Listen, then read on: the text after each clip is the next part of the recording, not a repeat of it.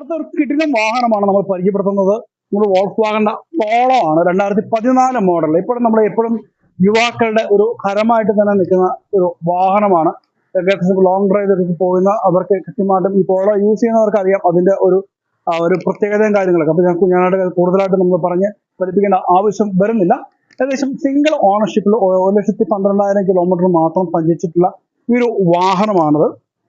അതേപോലെ നമ്മൾ ഫ്രണ്ടിലേക്ക് കിച്ചുന്ന നല്ല നീറ്റായിട്ടും കാര്യങ്ങളായിട്ടും നമ്മൾ ഈ ഒരു വാഹനം കൊണ്ട് നടക്കുന്നതാണ്.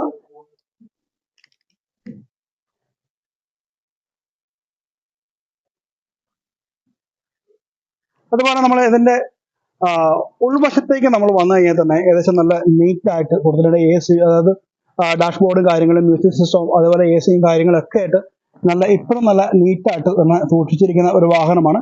അതേപോലെ സീറ്റുകളും കാര്യങ്ങളും വെച്ച് നോക്കുകയാണെങ്കിൽ ഈ ഡ്രൈവർ സീറ്റിന്റെ ഭാഗത്തുനിന്ന് ചെറിയൊരു രക്ഷ കയറിയിട്ടുണ്ട്. അപ്പം അത് വേണമെങ്കിൽ നമുക്കൊന്ന് മാറ്റാവുന്നതാണ്. അതുപോലെ പ്രത്യേകിച്ച് വേറെ പ്രശ്നങ്ങളും കാര്യങ്ങളും ഇല്ലാത്ത നീറ്റായിട്ടിരിക്കുന്ന ഒരു വാഹനം. അവിടെ ബാക്ക് സീറ്റിന് പ്രത്യേകിച്ച് കുഴപ്പങ്ങളൊന്നുമില്ല. അത് ഫ്രണ്ട് ഡ്രൈവർ സീറ്റിന് മാത്രമേ ചെറിയൊരു പ്രശ്നമുള്ളൂ. ഫ്രണ്ട് സീറ്റിന്റെ ബേക്കിലായാലും പ്രത്യേകിച്ച് ഒരു കുഴപ്പമില്ലാതിരിക്കുന്ന ഒരു വാഹനമാണ്. 90% വരുന്ന ടയറുകളാണ് ഈ ഒരു വാഹനത്തിന്റെ മറ്റൊരു പ്രത്യേകത എന്ന് പറയുന്നത്.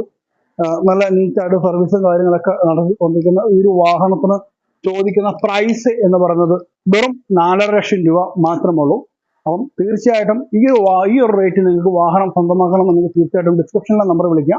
അപ്പോൾ നമ്മുടെ ഈ ഒരു വാഹനത്തിന് മറ്റൊരു പ്രത്യേകത എന്ന് വെച്ചിട്ടുണ്ടെങ്കിൽ നമ്പറാണ്, ഒരു ഫാൻസി നമ്പർ വരുന്ന ഒരു വാഹനം കൂടിയാണത്.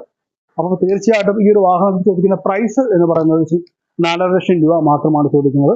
അപ്പം തീർച്ചയായിട്ടും ഈ ഒരു പ്രൈസിൽ നിങ്ങൾക്ക് ഈ വാഹനം സ്വന്തമാക്കണമെങ്കിൽ തീർച്ചയായിട്ടും നിങ്ങൾ വിളിക്കുക. ഡിസ്ക്രിപ്ഷൻ നമ്പർ ഉണ്ടാവും.